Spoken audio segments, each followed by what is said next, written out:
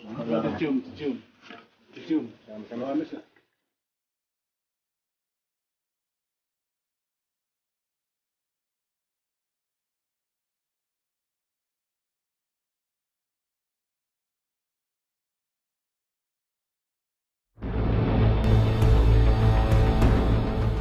Provinsi Lampung adalah salah satu provinsi di Indonesia yang berada di Selat Sumatera.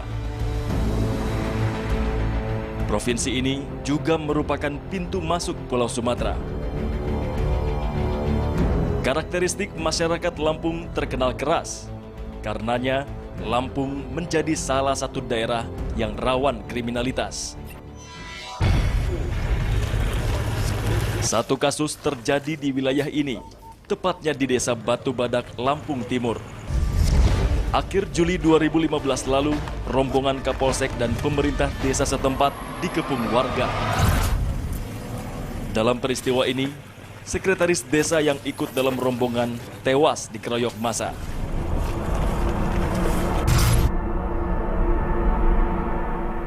Desa Batu Badak, Kecamatan Sekampung, Lampung Timur. Pasca pengeroyokan yang menewaskan Adil Darmawan, Sekretaris Desa Malangsari, Kecamatan Tanjung Sari, Lampung Selatan, desa ini sepi. Hampir sebagian besar kaum prianya sudah tidak ada di tempat. Mereka melarikan diri dari kejaran polisi yang terus memburunya.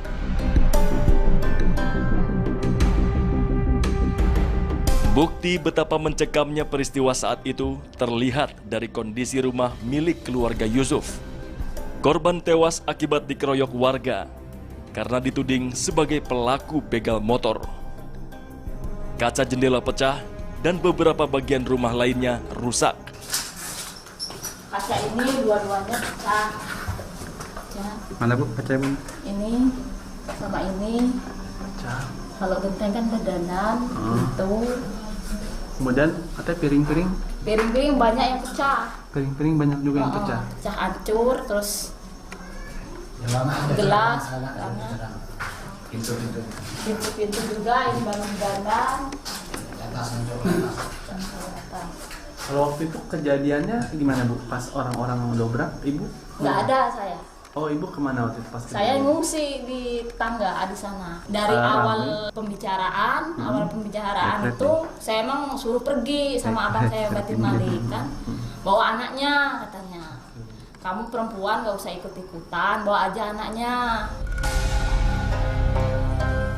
Selain rumah keluarga almarhum Yusuf, mobil ini juga menjadi bukti keberingasan warga. Mobil yang membawa rombongan Kapolsek Tanjung Bintang dan Sekdes Malangsari ini dirusak dan dibakar. Belum dibakar, posisi mobil menghadap keluar. Menghadap keluar. Setelah situasinya memanas, mereka merusak kendaraan dan didorong ke lokasi ini. Di lokasi mana? Lokasi di sini. Oke. Kemudian setelah didorong sampai di sini, kemudian apa yang terjadi dengan mobil itu? Menurut cerita dari masyarakat, mobil itu didorong oleh beberapa orang, diletakkan di sini, didorong posisi sini, terus diterbalikan. Balikan, dimiringkan, nah, ada yang ngerusak tangki dengan membacok, setelah itu dibakar. Memang cukup mengerikan suasana saat itu.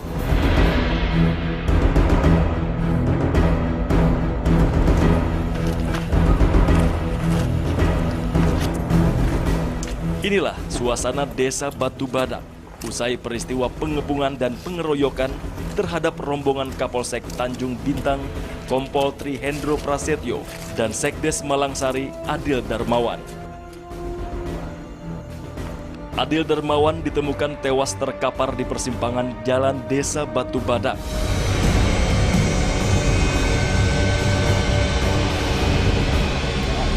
Tak jauh dari jasad korban, polisi menemukan jaket, beberapa batu besar, serta balok kayu yang diduga kuat digunakan para pelaku untuk menghabisi Adil Darmawan.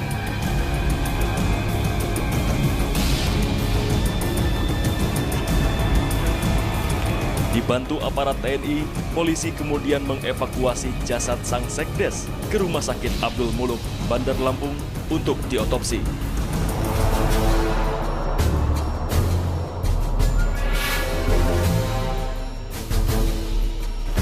Untuk mencari tahu siapa pelaku kejahatan ini, polisi langsung menyisir desa Batu Badak.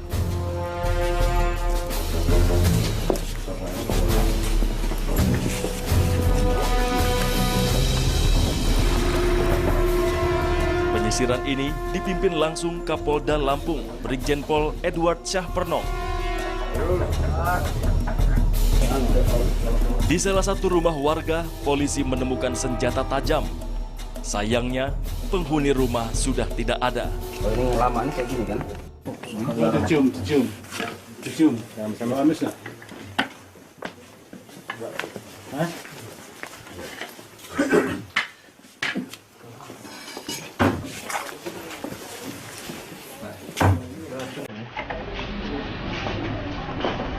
Setiap rumah di desa ini terus digeledah. Lelaki yang kebetulan saat itu berada di salah satu rumah langsung digelandang untuk dimintai keterangan.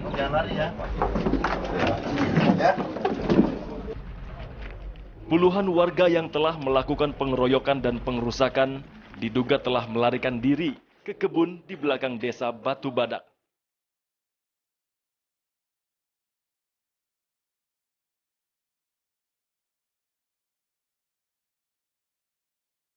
Adil Darmawan, sekretaris Desa Malangsari, menjadi korban. Ia tewas dikeroyok warga Batu Badak. Suasana duka begitu terasa sebelum jenazah Adil diantar ke pemakaman desa setempat. Rofi, anak Adil Darmawan, nampak tak kuasa menahan sedih.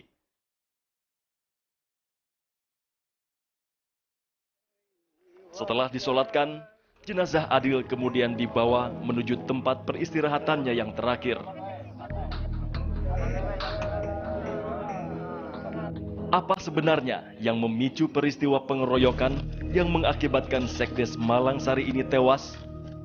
Dan kenapa saat itu rombongan Kapolsek serta perangkat Desa Malangsari ada di Desa Batu Badak? Beliau ada timpukan gelas dari depan, kena kening, sehingga berdarah itu, Masya Allah.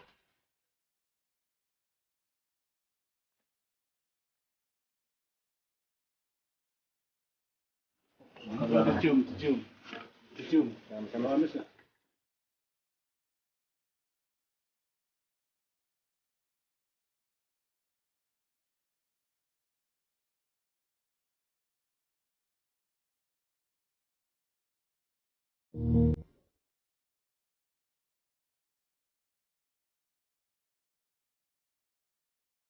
Peristiwa pengeroyokan dan pengerusakan saat itu rupanya dipicu aksi pengeroyokan terhadap dua warga desa Batu Badak, Lampung Timur yang dituding sebagai pelaku begal sepeda motor sepekan sebelumnya. Peristiwa ini terjadi di Desa Malangsari, Lampung Selatan. Berawal dari adanya dua pelaku curas spesial begal dari Desa Batu Badak tadi, Lampung Timur, yang melakukan aksinya di daerah Lampung Selatan, khususnya Desa Malangsari. Jadi dua pelaku tersebut tertangkap oleh massa, akhirnya dikeroyok oleh massa. Salah satunya meninggal dunia, satu kritis. Inilah detik-detik di mana dua warga desa Batu Badak, masing-masing Yusuf dan Hasan, tak berdaya setelah dikeroyok massa lantaran dituding sebagai pelaku begal motor. Yusuf akhirnya tewas, sementara Hasan kritis. Nah, pada saat proses berjalan, si pihak keluarga korban mendatangi Polsek Lampung Selatan tadi, meminta agar sedapatnya keluarga atau masyarakat yang melakukan massa terhadap salah satu keluarganya yang meninggal dunia untuk datang ke rumah duka. Aksi balasan pun terjadi saat rombongan Kapolsek dan perangkat Desa Malangsari menyambangi rumah keluarga Yusuf. Menyusul peristiwa tersebut, aparat kepolisian daerah Lampung diturunkan guna mengantisipasi aksi balasan. Kita harus mengkomunikasikan kepada masyarakat bahwasanya pertama ini bukan suatu kejadian yang terencana. Kedua, kita harus memblok dulu secara fisik, artinya tempat-tempat tertentu yang membatasi antara dua tempat tersebut kita tempatkan anggota supaya jangan sampai ada satu rembesan-rembesan atau pergerakan-pergerakan massa. Untuk mencari tahu bagaimana peristiwa pengeroyokan disertai pengerusakan yang mengakibatkan tewasnya Sekretaris Desa Malangsari, kami mencoba menemui Muhammad Yari yang saat itu ikut dalam rombongan. Kepada kami, Yari pun berkisah soal tragedi saat itu. Awal mulanya itu berita dari Pak Kapolsek, informasi dari Pak Kapolsek, bahwasannya dari salah satu keluarga besar dari pihak korban dari Batu Badak itu, dan juga ada Pak Kades katanya sih, terus ada salah satu dari tokoh-tokoh agama di sana itu ketemu Pak Kapolsek Tanjung Bintang. Nah, beliau menyarankan dan memohon untuk bisa bertakziah, bersilaturahim dalam rangka di rumah duka itu. Dari anggota Kapolsek itu Pak Komandan sama anggota Kapolsek ada 4 orang, dan dari kami ada 3 orang, berarti 7 orang kan itu. Rombongan Kapolsek dan perangkat desa awalnya diterima dengan baik di rumah keluarga almarhum Yusuf. Sampai akhirnya suasana berubah panas saat ada wanita yang keluar dari dalam rumah sambil berteriak histeris. Dengan adanya teriakan histeris itu kaget mungkin warga ya. Setelah itu berkerumun. Selang nggak lama itu dari salah satu anggota dari Tanjung Bintang, Pak Kanit, namanya Pak Kandar itu Pak. Beliau ada timpukan gelas dari depan. Ya saya nggak tahu siapa ini Bu ya. Itu serpiannya ataupun pecahnya itu ngenai ini kena kening. Sehingga berdarah itu, Masya Allah. Di dalam itu suasana udah kacau, nggak karu-karuan ya. Itu jam berapa udah mulai ya? Itu sekitar jam 8 sampai jam 9, 10, jam hampir setengah 11, jam 11 mungkin itu. Nah, dan Pak Kapolsek waktu itu ya terus karena suasana kayak gitu, dengar ada salah satu warga ngomongin, Pak itu kaca mobil udah dipecah, gitu. Rodanya udah digempesin kan gitu. Nah setelah itu Pak Kapolsek ya saya minta sama Pak Kapolsek, Pak tolong dan untuk minta bantuan lah, suasana kayak gini kan. Nah itu suasana di luar udah tambah nggak karu-karuan, ramai itu. Ada yang teriak bunuh saja, utang nyawa bayar nyawa dan lain sebagainya lah, Masya Allah gitu. Saat itu Yari sempat menenangkan Adil Darmawan yang mulai khawatir. Selang ini agak lama ya, saya masih posisi itu saya masih bingungnya apa? Saya mengondisikan teman-teman saya karena udah drop semua lah ya, apalagi almarhum, Masya Allah. Almarhum itu drop nangis sama saya. Dia tak perlu tak bilangin sabar, ini semua kehendak Allah, kita yakin ya, mudah-mudahan kita diberikan selamat oleh Allah Subhanahu Wa Taala, saya ngomong gitu. Nah setelah itu dari luar itu semakin banyak lemparan, batu besar-besar itu jatuh dari genteng, kaca itu luar biasa, Masya Allah. Warga yang sepertinya sudah beringas terus melempari rombongan yang berada di dalam rumah keluarga almarhum Yusuf. Nahas, saat itu Adil Darmawan lepas dari rombongan. Sampai akhirnya ia ditemukan terkapar di persimpangan jalan Desa Batu Badak.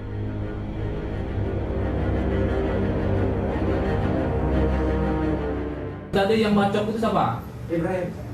Ibrahim yang bacok. Ya. Pakai apa bacoknya? Golok. Pakai golok. Gimana cara yang bacoknya gimana? Yang si bilang Coba kau praktekin dulu gimana? ya gini ya.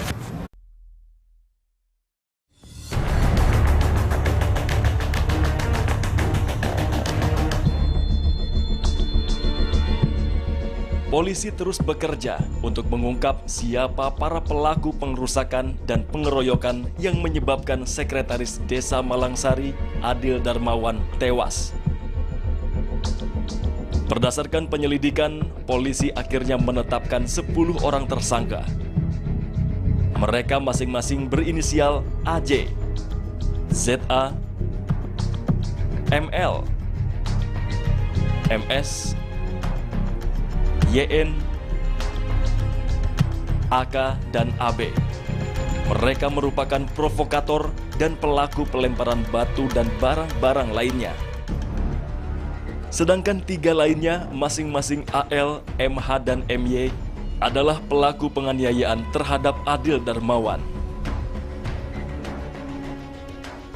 Saat itu kami diberi kesempatan untuk mewawancarai tersangka MY. MY ikut menganiaya Adil setelah melihat warga lainnya melakukan pengeroyokan. Dia udah keluar dari situ, Pak. Kamu lihat ya, di situ. Dia ada di situ ya. Apanya? Dia keluar gitu, Pak.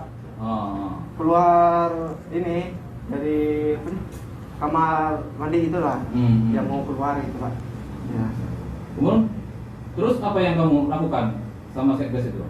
Terus juga karena orang ramai yang mukul, nah saya juga ikut mukul, Pak. Oh, ikut mukul? Ya. Pakai apa kamu mukulnya? Pakai ini, Pak. Pakai batu ini? Ya. Gimana cara kamu mukulnya gimana? Nah, gini aja, Pak. Gini. Ya. Kayak arah apanya kamu pukul kan? Yang salah posisi gelap, Pak. Ya kayak arah kemana? Apanya? Saya ke sini. Punggungnya, kepalanya? Sini? Pokoknya bagian gini lah. Kepala bagian belakang ya? Enggak, bagian ini nah. Enggak tahu di bagian sini? mana. Enggak tahu bagian apa. Pakai batu ini? Iya. Pakai ini? Iya. MY juga bercerita soal siapa orang yang telah membacok Adil. Tadi yang bacok itu siapa? Ibrahim. Nah, Ibrahim yang bacok. Ya. Pakai apa bacoknya? Pakai golok. Pakai golok. Gimana cara yang bacoknya gimana? Yang si gelap. Coba kau praktekin dulu gimana? Ya gini. Apanya itu yang dibacok? Bagian tubuh mananya? Yang itu dia begini maksudnya dia terpurak. Oh, pada bilang terkurak gini, Ya. langsung bacok dari ini? Ya. Dari belakang Ya. bacoknya? Ya. Apa masalahnya? Masalahnya posisinya karena sakit hati lihat video, Pak. Sakit hati karena Lihat videonya. lihat video. Ya. Emang video itu apa yang kamu lihat? Video itu posisinya Adik si Malik itu emang udah nggak berdaya ya. Itu ada orang yang di tengah itu yang ada nahan juga masih dia dipukulin dia. Di video itu ada nggak sekdes? Saya nggak lihat itu. Nggak ada? Nggak kenal semua. Hah? Nggak kenal saya. Nggak kenal? Iya. Nah sekarang jadi sasaran sekdes itu kenapa? Karena Nanti kan kamu ada. Tujuanmu kan apa? ya mungkin pengaruh dari video itu, Pak. Pengaruh dari video. Ya. Akibat perbuatannya, para pelaku dikenakan pasal berlapis.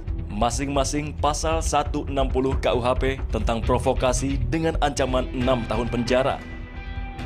Dan pasal 170 KUHP tentang pengeroyokan yang menyebabkan kematian dengan ancaman 12 tahun penjara. Sementara itu, kami sempat menyambangi kediaman Hasan, lelaki yang saat itu ikut dikeroyok bersama almarhum Yusuf. Hingga kini, kondisi Hasan belum pulih. Ia hanya bisa terbaring di atas kasur. Lelaki ini pun belum bisa bicara seperti semula.